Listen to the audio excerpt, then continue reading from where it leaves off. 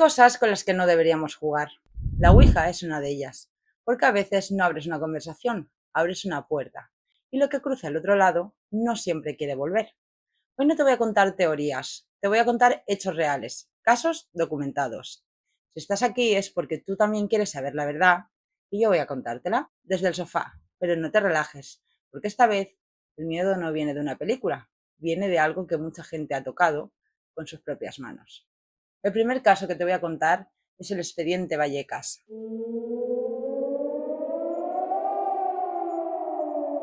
Todo empezó en un instituto de Vallecas, en Madrid. Estefanía Gutiérrez Lázaro tenía 18 años. Una noche, ella y unas amigas llevaron una ouija al colegio. No fue una travesura, lo hicieron por algo muy concreto. Querían contactar con el novio fallecido de una de ellas. Buscaron una aula vacía, esperaron a que nadie las viera y colocaron el tablero. Cuando empezó a moverse el vaso, algunas se rieron nerviosas, pero Estefanía no. Ella no se reía. Empezó a murmurar cosas raras, a temblar, y de pronto, según el testimonio, se quedó en trance. La profesora las pilló, rompió el tablero y se acabó. Pero no para Estefanía. Para ella, eso solo fue el principio. En los días siguientes, Estefanía comenzó a cambiar. Tenía episodios de ira, visiones, decía ver sombras en su habitación. Su familia pensó que era estrés o algo psicológico. Pero Estefanía decía que algo la seguía, que algo se había quedado con ella. A veces se reía sola, a veces se despertaba gritando con los ojos completamente en blanco. Y un día, en medio de uno de sus ataques, intentó atacar a su hermana. Los médicos no supieron dar con lo que tenía. Estefanía fue ingresada varias veces. Le hicieron pruebas, exámenes neurológicos, psiquiátricos, nada. Y meses después, murió de forma súbita en su casa. El parte médico dice muerte súbita sin causa aparente. Tenía 18 años. Aquí es donde todo se vuelve aún más perturbador. Tras la muerte de Estefanía, su familia empezó a experimentar fenómenos paranormales. Golpes en la noche, voces, sombras que se movían por el pasillo. Lo más inquietante, una foto de Estefanía que apareció quemada por dentro del cristal del marco, sin romperlo. En noviembre de 1992 llamaron a la policía. Los agentes acudieron y lo que vivieron allí quedó reflejado por escrito.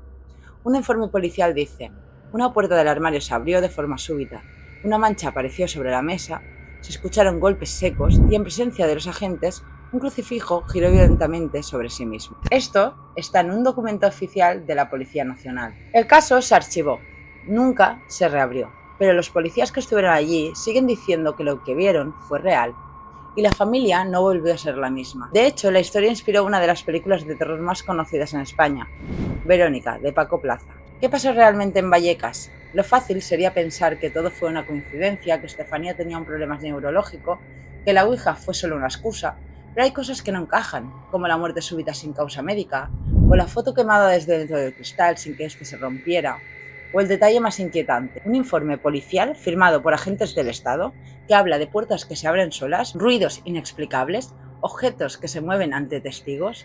Eso no lo firmaría cualquiera, y mucho menos en un país como España, donde estos temas se suelen ridiculizar o silenciar. Entonces, ¿qué fue lo que abrió Estefanía aquella noche? ¿Una puerta a su mente o a algo que no comprendemos y que todavía sigue llamando desde el otro lado? Cuéntame tu opinión en los comentarios mientras te explico el siguiente caso. El caso de Carol Sue Elbacker. Tenía 53 años. Vivía con su hija Tammy, su yerno Brian y sus dos nietas en Oklahoma. Una familia normal, religiosa, tranquila. Pero una noche en 2001 todo cambió. Carol, su hija y sus nietas jugaron a la Ouija. Querían contactar con un familiar fallecido.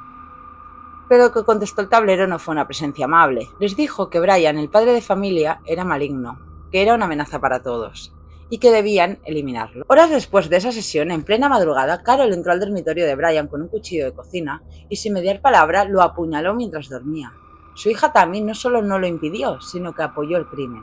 Ambas creían que habían sido guiadas por un mensaje superior. Lo inquietante no termina ahí. Después de asesinarlo, Carol se llevó a una de sus nietas, de 15 años, y condujo hasta una autopista. Su plan, morir juntas para purificarse. Conduciendo a toda velocidad, intentó estrellarse contra una señal de tráfico, pero falló. Ambas sobrevivieron con heridas leves. Fue arrestada en el acto. En los interrogatorios, Carol repitió una y otra vez que fue la ouija la que le ordenó matar. Y lo más perturbador, su hija confirmó la historia. Carol fue diagnosticada con esquizofrenia paranoide. Fue internada en un centro psiquiátrico, pero nunca pidió perdón. Y nunca negó lo que escuchó aquella noche. Su hija fue puesta en libertad condicional tras cooperar, y el caso fue silenciado mediáticamente. Pero a día de hoy, en foros de ocultismo y criminología, como ejemplo de hasta dónde puede llegar la mente, o tal vez como prueba de que algunas voces no vienen de dentro. ¿Fue la ouija o la mente?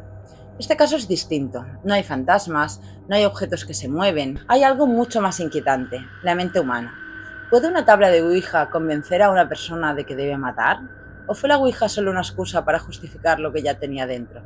¿Y si no era esquizofrenia? ¿Y si realmente escucharon algo esa noche? Algo que supo exactamente qué decirles para que lo hicieran. Sea como sea, la ouija funcionó. No con espíritus, con personas. Y eso quizá es todavía más aterrador. Año 2015, Buenos Aires, Argentina. Era un día normal en una escuela secundaria de Buenos Aires. Un grupo de alumnas decidió reunirse después de clases en una aula vacía. Una de ellas había traído un tablero de ouija casero. La idea era hablar con un familiar fallecido, reírse un rato y grabarlo para subirlo a redes. Eran 6 chicas.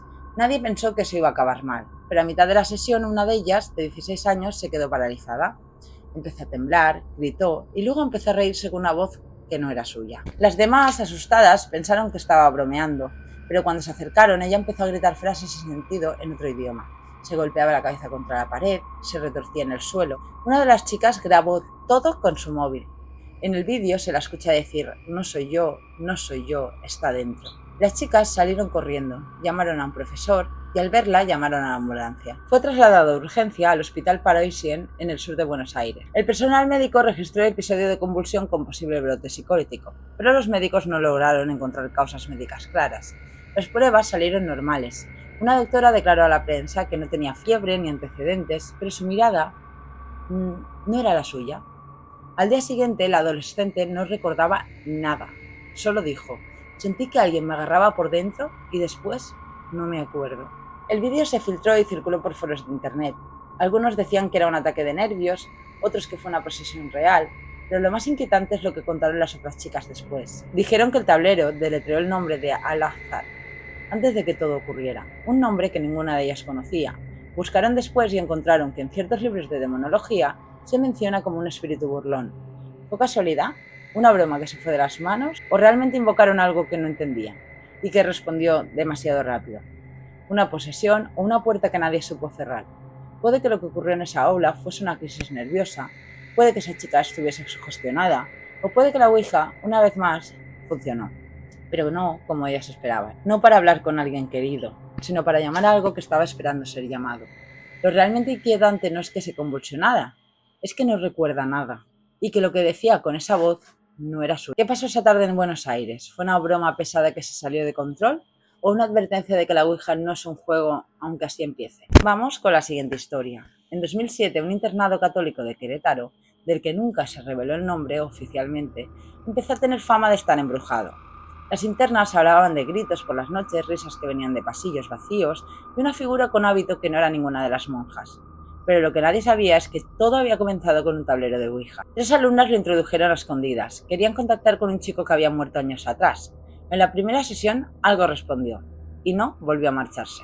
Una de las chicas, llamada Andrea, empezó a cambiar. No dormía, decía que una mujer le hablaba por las noches desde el rincón del dormitorio. Comenzó a escribir palabras en latín que no sabía traducir. Se le cerraban puertas solas, se desmayaba en misa. Las monjas creyeron que era un ataque de nervios hasta que empezó a gritar con voz grave cuando alguien la tocaba.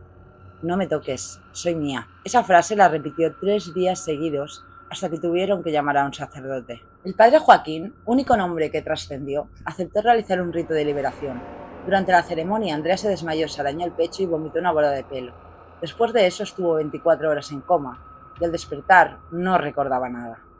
Pero sus 2 amigas juraron que todo empezó con la ouija. La tabla fue encontrada por las monjas escondida detrás de un falso fondo en el armario de limpieza.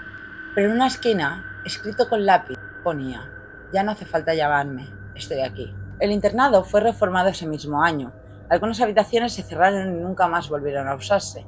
Las chicas fueron trasladadas, y aunque nadie volvió a hablar oficialmente del caso, una de las exalumnas subió su historia en un foro años después.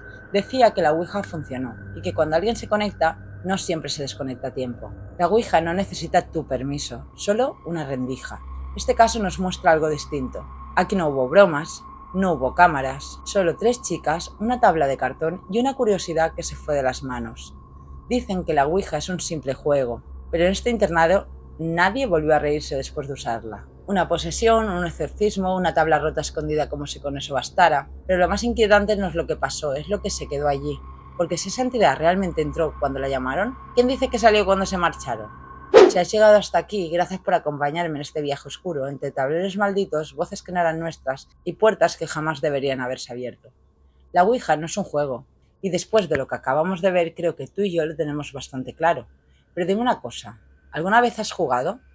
¿Te ha pasado algo raro? ¿O conoces a alguien que hizo una sesión y no volvió a ser el mismo? Porque si es así, quiero escucharlo. Puedes dejarme tu historia en los comentarios o escribirme directamente porque quiero contarlas en próximos vídeos. Este canal no solo va de casos famosos, va de ti, de lo que viviste, de lo que nunca te atreviste a contar, pero sabes que te marcó para siempre. Así que suscríbete, dale like si aún no lo has hecho y activa la campanita porque lo que viene va a ser aún más oscuro. Nos vemos en el próximo vídeo y mientras tanto recuerda, hay puertas que es mejor no abrir. Buenas noches.